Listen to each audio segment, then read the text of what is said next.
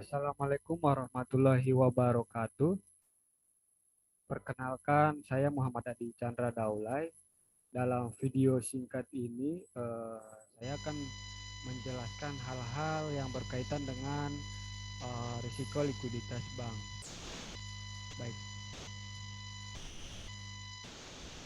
pengertian likuiditas pada umumnya adalah mengenai posisi uang kas suatu perusahaan dan kemampuannya untuk memenuhi kewajiban atau membayar utang yang jatuh tempo tepat pada waktunya. Apabila dikaitkan dengan lembaga bank, berarti kemampuan bank setiap waktu untuk membayar utang jangka pendeknya apabila tiba-tiba ditagih oleh nasabah atau pihak-pihak terkait. Jadi, secara singkat, yang dimaksud likuiditas di sini adalah kemudahan mengubah aset menjadi uang tunai dari masing-masing bank yang bersangkutan. Nah, apabila suatu bank memiliki likuiditas yang tinggi atau kelebihan likuiditas, akan mempunyai dampak tersendiri bagi bank tersebut. Jadi, jika bank terlalu konservatif mengelola likuiditas dalam pengertian terlalu besar memelihara likuiditas, akan mengakibatkan profitabilitas bank menjadi rendah, walaupun dari sisi risk akan aman. Dan sebaliknya, kekurangan likuiditas atau memiliki likuiditas yang rendah. Jadi, jika bank menganut pengelolaan likuiditas yang agresif, maka cenderung akan dekat dengan liquidity shortage risk, akan tetapi memiliki kesempatan untuk memperoleh profit yang tinggi. Shortage risk, liquidity risk akan menyebabkan dampak serius terhadap business continuity dan business sustainability. Faktor-faktor yang mempengaruhi likuiditas bank. Sebenarnya banyak faktor yang mempengaruhi likuiditas bank, namun dalam hal ini saya akan menjelaskan 5 faktor yang mempengaruhi likuiditas bank. Faktor pertama, return on asset. ROA merupakan salah satu rasio dari rasio profitabilitas yang bertujuan untuk mengukur kemampuan perusahaan untuk menghasilkan laba dari keseluruhan dana yang digunakan pada kegiatan operasional bank tersebut. Rumus yang digunakan untuk menghitung ROA adalah laba bersih dibagi total aset dikali 100%. Jadi, ROA menunjukkan tingkat kemampuan bank untuk memperoleh laba dari aktivitas usaha bank. Pertambahan modal dapat berasal dari keuntungan usaha atau sumber-sumber lain yang diperoleh. Jika tingkat laba suatu bank semakin tinggi, maka akan berdampak pada meningkatnya modal. Hal tersebut terjadi apabila laba yang didapatkan ditanamkan kembali ke dalam modal bank. Jadi semakin besar return on asset suatu bank, maka semakin besar juga tingkat laba yang dicapai oleh bank tersebut. Maka bank juga memiliki pendapatan aset yang baik sehingga dapat digunakan untuk memenuhi beban jangka pendek. Artinya bank akan memiliki lebih sedikit masalah atau situasi yang berisiko. Faktor yang kedua, CAR. CAR sebagai salah satu variabel yang mempengaruhi return on equity atau return on asset, di mana rumus menghitung CAR ini adalah modal bank dibagi ATMR.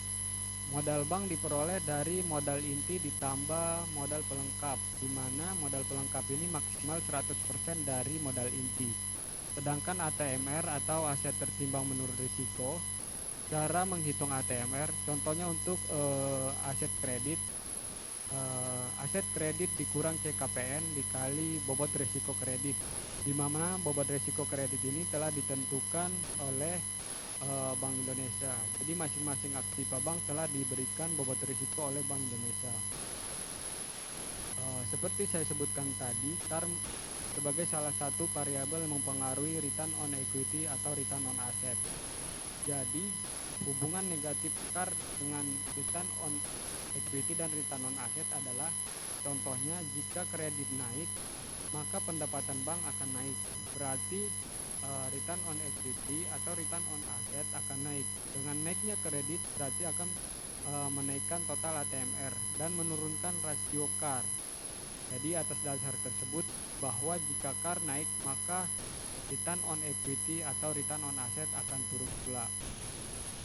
Sedangkan hubungan positifnya di sini dilihat jika struktur aktiva seperti fixed asset atau aset lainnya yang tidak memberikan kontribusi bagi pendapatan bank. Jadi jika kenaikan ATMR karena diakibatkan oleh kenaikan aset pada kelompok ini, maka apabila CAR naik, maka return on equity atau return on asset akan naik.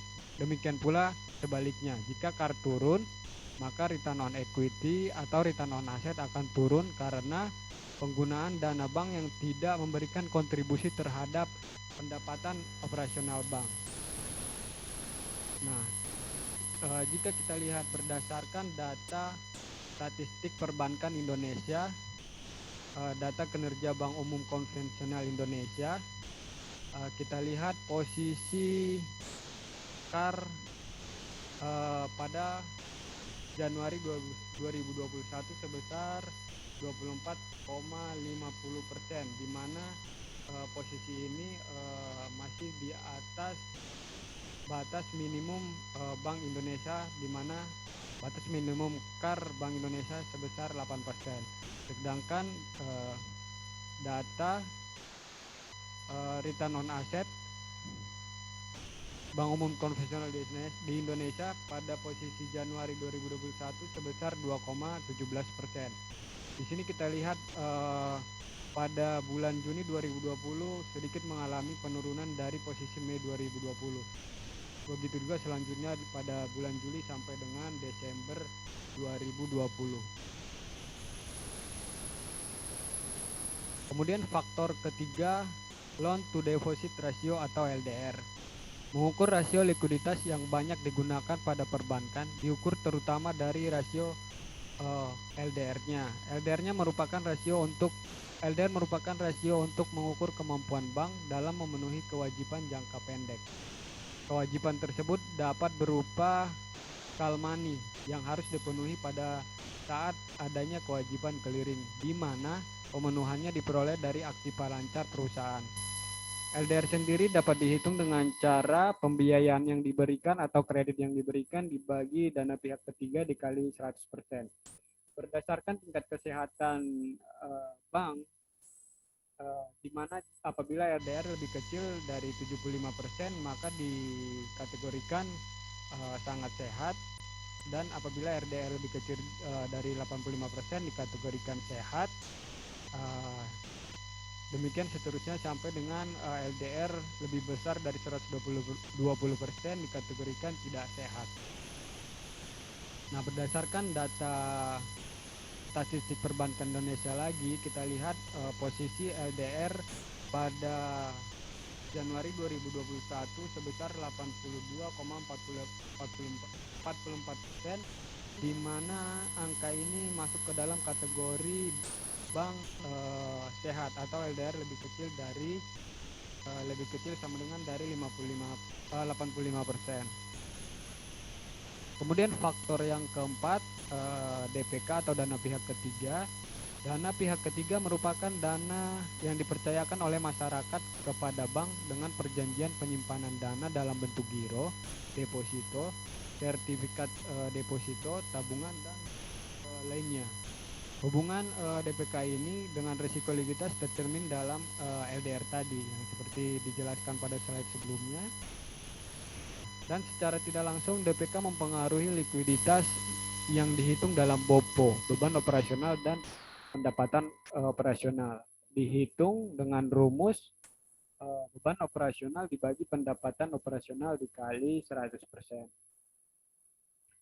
Nah, bila kita lihat di sini bahwa total DPK bank konvensional di Indonesia sebesar pada bulan Januari 2021 sebesar 6.000 triliun,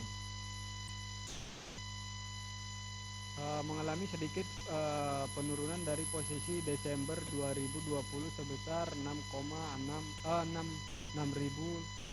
triliun.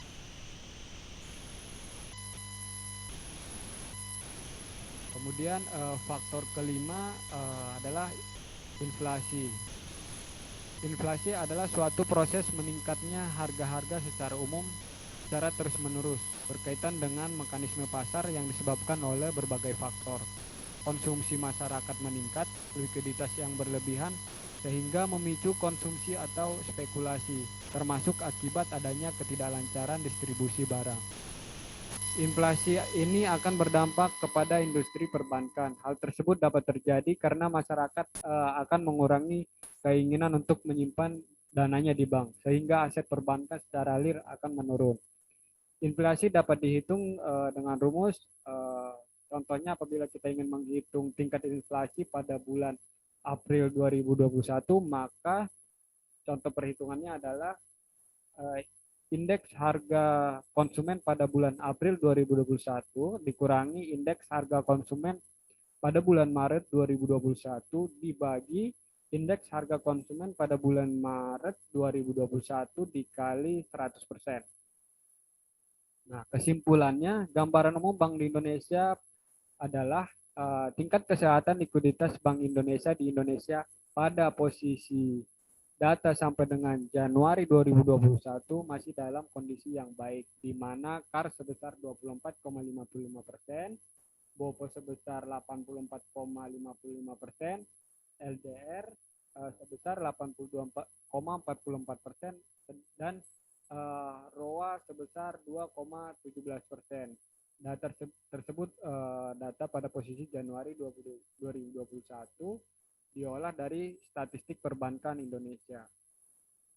Demikian yang dapat saya sampaikan. Atas perhatiannya saya ucapkan terima kasih. Dan untuk mengakhiri saya tutup dengan salam. Assalamualaikum warahmatullahi wabarakatuh.